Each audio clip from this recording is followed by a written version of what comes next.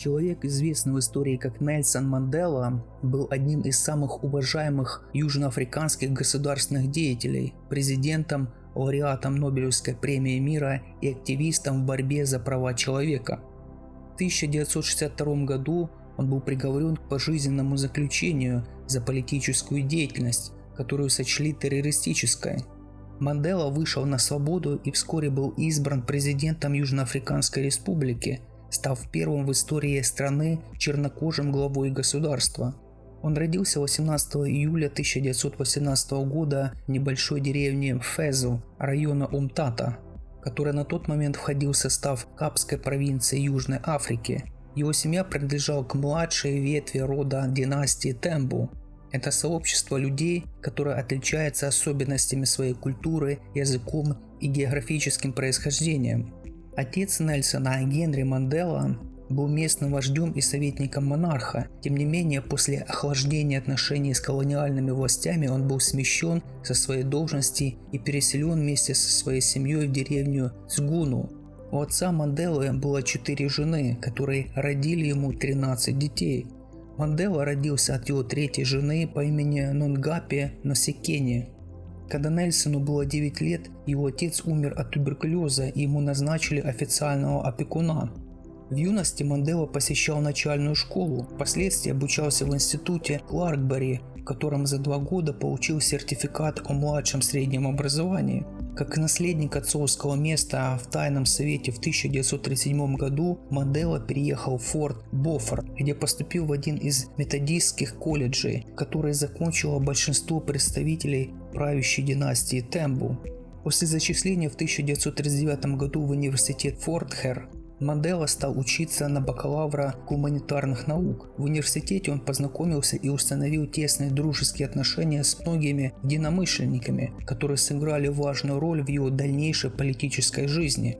Отказавшись занять место в студенческом представительном совете, несмотря на ультиматум со стороны руководства, а также выразив свое несогласие с ходом выборов, он принял решение покинуть университет Форт-Хэр, после чего в 1943 году он начал изучать право в университете Витватерсранда, где проучился до 1949 года, однако так и не получил диплом юриста. Также в это время Мандела познакомился с Элвин Мейс, медсестрой-стажеркой. В октябре 1944 года они поженились, после чего больше года жили с родственниками Мейс. В начале 1946 года Мандела с женой приехали в арендованный дом в Орландо. Их первый ребенок, мальчик, родился в феврале 1945 года. В этот период жизни Нельсон оказался под сильным влиянием либеральных и радикальных идей. В 1943 году он впервые принял участие в массовых акциях, а также стал посещать собрания юных интеллектуалов, проводившихся по инициативе лидера Африканского национального конгресса. Уже в следующем году Мандела станет членом этого движения и вместе со своими единомышленниками примет участие в создании молодежной лиги. В манифесте лиги, деятельность которой была основана на принципах африканского национализма и самоопределения, отвергалась любая возможность участия в консультативных советах и в совете представителей коренных жителей. В целом лига заняла по отношению к официальным властям страны более воинственную позицию. 5 декабря 1956 года Мандела и еще 150 человек были арестованы властями с предъявлением обвинений в государственной измене. Главным пунктом обвинения стала приверженность коммунизму и подготовка насильственного свержения власти. Результатом судебного процесса, продлившегося 5 лет, стало оправдание всех обвиняемых. В 1961 году Нельсон возглавил вооруженное крыло Африканского национального конгресса. В результате им была начата политика взрывов правительственных и военных объектов, допускавшая партизанскую войну в случае ее неудачи в борьбе с правящим режимом. Кроме того, Мандела удалось привлечь деньги за рубежом и организовать военную подготовку для членов своей организации. По мнению Манделы, вооруженная борьба стала последним средством. Годы растущих репрессий и насилия со стороны государства убедили его в том, что ненасильственная борьба с режимом не принесла и не могла принести ожидаемого результата. 5 августа 1962 года Мандела, находившийся в бегах в течение 17 месяцев, был арестован на дороге близ города Хаувик в провинции Наталь при необычных обстоятельствах. Мандела был за рулем машины, в которой сидел бизнесмен Сесиль Уильямс.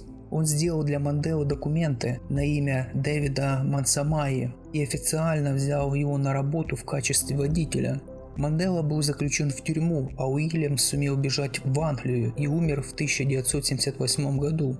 В значительной степени успех операции по задержанию стал возможен благодаря помощи ЦРУ США, которая передала полиции ЮАР информацию о его предположительном местопребывании.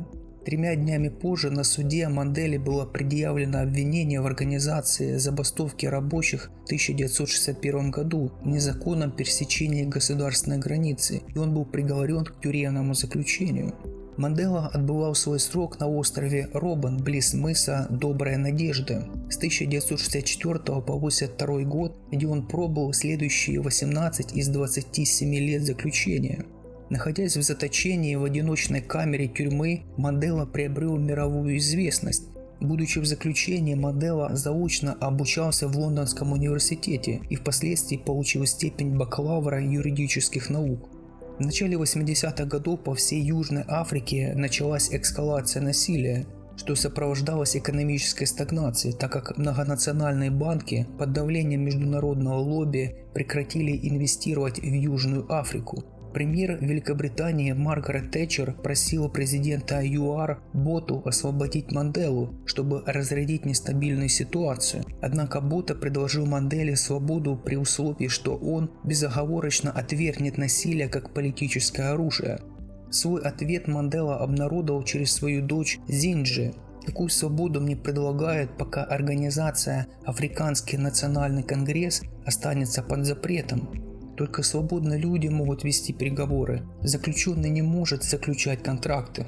Во время заточения Манделы местные и международные СМИ оказывали существенное давление на южноафриканские власти, используя в своих публикациях лозунг «Освободите Нельсона Манделу». В 1989 году Бота на посту президента ЮАР после сердечного приступа сменил Фредерик Вильям де Клерк. После подписания последним белым президентом ЮАР Фредериком де Клерком указа о легализации Африканского национального конгресса и других движений против режима, Мандела вышел на свободу. Произошло это событие 11 февраля 1990 года. В день своего освобождения Мандела выступил с речью перед нацией, в которой заявил о заинтересованности в мировом урегулировании разногласий с белым населением страны. Кроме того, Мандела заявил, что его главной целью остается достижение мира для темнокожего большинства страны и предоставление ему права голоса как на общенациональных, так и на местных выборах. В 1991 году Африканский национальный конгресс провел первую национальную конференцию после снятия запрета на его деятельность в Южной Африке. На ней Мандела был избран президентом организации. Уже в 1993 году Мандела и де Клерк вместе были удостоены Нобелевской премии мира. Несмотря на это, отношения между политиками зачастую носили напряженный характер, особенно после резкого обмена заявлениями в 1991 году, когда Мандела назвал де Клерка главой незаконного и дискредитированного режима меньшинства. На состоявшихся в апреле 1994 года парламентских выборах 62% голосов получил Африканский национальный конгресс.